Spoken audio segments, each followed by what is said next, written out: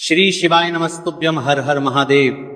दोस्तों, जैसा कि आप सभी लोग जानते हैं कि 13 अक्टूबर 2025 सोमवार कार्तिक महीने में पड़ने वाली अहोई अष्टमी व्रत है और कार्तिक महीने की अहोई अष्टमी व्रत सोमवार है और हमारे हिंदू धर्म में इसका बहुत ही बड़ा और विशेष महत्व होता है। अगर कभी भी मौका लग जाए तो कार्तिक महीने का अहोई अष्टमी व्रत के दिन तो आप लोगों को सिर्फ और सिर्फ तुलसी की सूखी लकड़ी वाला उपाय तो अवश्य ही करना चाहिए। इन दोनों का संयोग बहुत ही कम आता है। इसी के साथ में गुरुजी ने अपनी शिव पुराण कथा में बताया है कि इस दिन आपको तुलसी की सूखी लकड़ी वाला उपाय तो आपको अवश्य ही करना चाहिए। मैंने आपको लकड़ी वाला उपाय तो अवश्य ही करना चाहिए क्योंकि ऐसा दिन पूरे साल में सिर्फ एक ही बार आता है।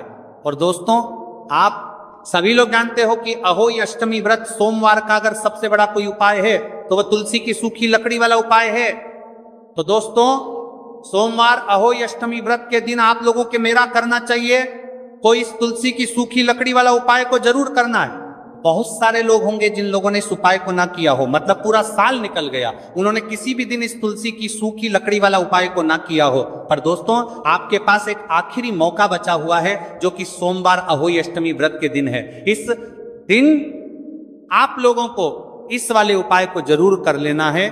भले ही आपने पूरे महीने भर इस उपाय को ना किया हो, पर अगर आपने इस कार्तिक महीने के सोमवार अहोई अष्टमी व्रत के दिन अगर इस वाले उपाय को कर लिया तो आपको इस उपाय को करने का वह फल मिलेगा जिसकी आपने कभी कल्पना भी नहीं करी होगी। इसीलिए आप लोग इस वाले उपाय को एक बार जरूर कर लेना है ताकि आप लोगों के हाथ से ये मौका ना जा सके और आपको इस उपाय को करने का फल मिलेगा। दोस्तों, ये उपाय पंडित जी ने अपनी अभी की ही श्री शिव महापुराण की कथा में बताया है, जिस उपाय को आज हम आपको बहुत अच्छे से समझाने वाले हैं। इस वीडियो को देखने के बाद उपाय को समझने के लिए आपको कोई और वीडियो को देखने की जरूरत नहीं पड़ेगी। तो चलिए दोस्तों, उपाय को शुरू करते हैं।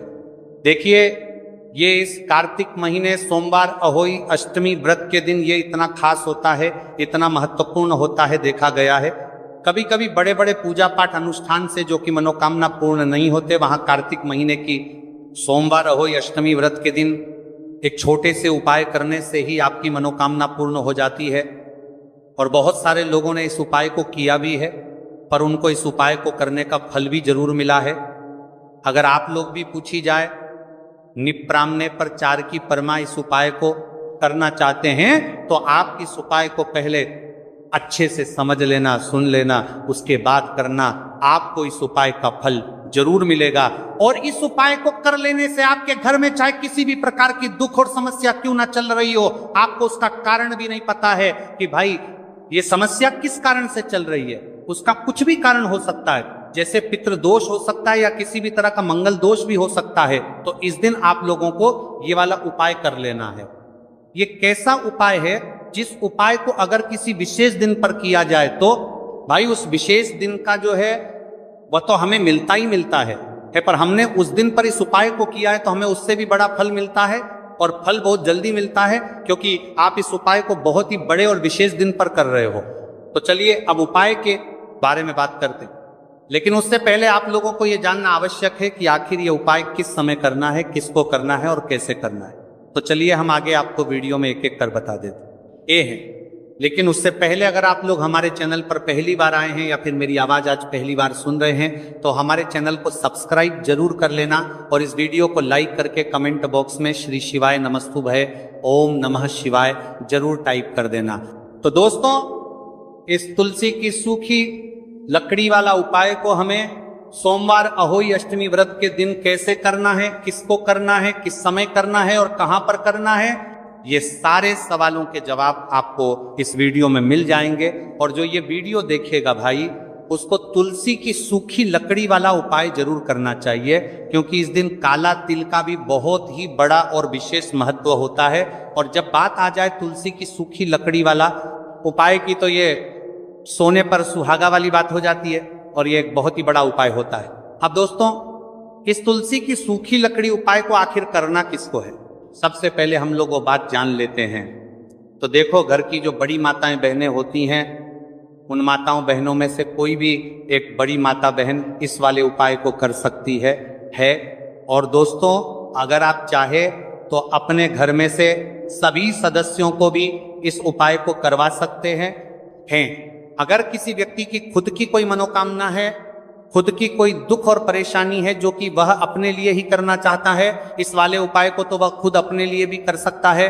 बाकी अगर कोई घर में से ऐसा है जो कि अपने पूरे घर परिवार की सुख और शांति के लिए ये वाला उपाय करना चाहता है, तो भाई वो भी कर सकता है, हो सकता है, उसमें भी कोई दिक्कत वाली बात नहीं है।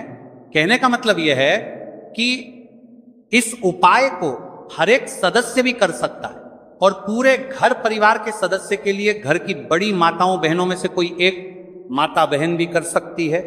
माताएं बहनें अगर घर में उपस्थित ना हो या वह ये वाला उपाय ना कर पा रही हो, तो फिर घर का कोई बड़ा सदस्य भी इस तुलसी की सूखी लकड़ी वाला उपाय को कर सकता है, चाहे फिर वह पुरुष ही क्यों ना हो, उसमें कोई भी दिक्कत वाली बात नहीं। उसके बाद में दोस्तों जो अगला प्रश्न निकल कर आता है वह ये आता है इस उपाय को लेकर कि आखिर इस उपाय को हमें किस समय करना है, सुबह के समय करना है कि शाम के समय करना है। तो देखो, इस वाले उपाय को आप लोग सुबह के समय भी कर सकते हो और शाम के समय प्रदोष काल में भी कर सकते हो। अब अगर आप पूछो कि भाई साहब सबसे उत्तम समय कौन सा रहेगा, इस तुलसी की सूखी लकड़ी वाला उपाय को करना है, कहा तो हम आपसे बस यही कहेंगे कि इस उपाय को आप सुबह के समय करेंगे तो ज्यादा बेहतर होगा। बाकी अगर प्रदोष काल शाम के समय भी करेंगे तो भी अच्छा होगा, उसमें कोई भी दिक्कत वाली बात नहीं है। तो अब दोस्तों जो अगली सबसे बड़ी और महत्वपूर्ण बात आती है वह यह आती है कि सुबह अगर हम उपाय को करेंगे तो हमें कितने बजे से लेकर कितने बजे तक के बीच में करना है, और शाम के समय प्रदोष काल में करेंगे तो हमें कितने बजे से लेकर कितने बजे के बीच में करना है। तो देखो, सुबह जितनी जल्दी हो सके आप उपाय को करने की कोशिश करना। बाकी अगर किसी कारणवश लेट भी हो जाओ, थोड़ी देर भी हो जाए, तो 10 या 11:00 बजे तक भी आप उपाय कर लेना और 12:00 बजे से ज्यादा देरी ना हो, ठीक है, इस बात का ध्यान रखना। उसके बाद में दोस्तों अगर शाम के समय प्रदोष काल की बात करें, प्रदोष काल का जो समय होता है वह शाम के 6:00 बजे से शुरू हो जाता है। मतलब शाम के 6 प्रदोष काल की बात करें 0 बजे से शुरू हो जाता है। मतलब शाम के 6 लेके 7 के बीच का जो समय होता है यह समय प्रदोष काल का समय होता है। तो आप इस उपाय को 7 या 8:00 बजे के बीच में भी कर सकते हो। मतलब शाम के 6:00 बजे से रात 8:00 बजे के बीच में आप कभी भी इस वाले उपाय को कर सकते हो, कोई भी दिक्कत वाली बात नहीं। देखिए, यदि हम किसी भी प्रकार के उपाय को निश्चित दिन और निश्चित तिथि पर करते हैं तो इसका हमें बहुत अधिक लाभ मिलता है और इन उपायों को करने के बाद हमारे जीवन में बहुत अधिक परिवर्तन आता है। साथ ही साथ ये जो उपाय आपके जीवन की सारी परेशानियों को और सारी बाधाओं को दूर करने वाले हैं।